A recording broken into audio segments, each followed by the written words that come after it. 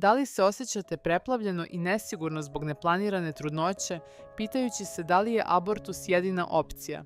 Da li vas dečko pritiska da ga uradite? Možda mislite da ne možete priuštiti dete.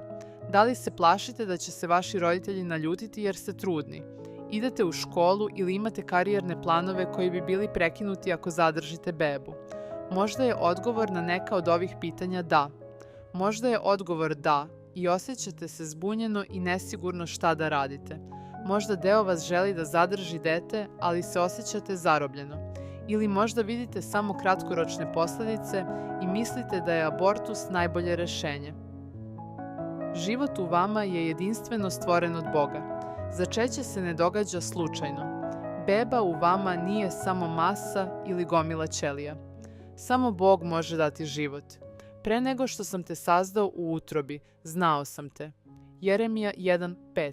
Zahvalit ću ti što sam divno sazdan. Divna su dela tvoja. Psalam 139:14. Bog je oblikovao to dragoceno dete u vašoj utrobi. Ako odlučite da abortirate to dete, birate da okončate njegov ili njen život, život koji je Bog dao. Abortus može izgledati kao brzo rešenje, ali ima razorne posledice i rizike za majku. Fizički, psihološki, duhovni i mentalni bol često prate abortus. Najveće istraživanje pokazalo je sledeće povećane rizike za majku. Poremećaj anksioznosti, povećanje od 34%. Depresija, povećanje od 37%. Konzumacija, zloupotreba alkohola, povećanje od 110%. Suicidalna ponašanja, povećanje od 155%.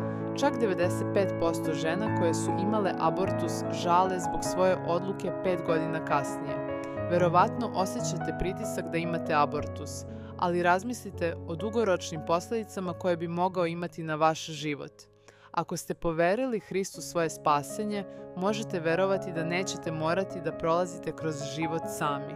On može da vam pomogne i da vas osnaži da izaberete život.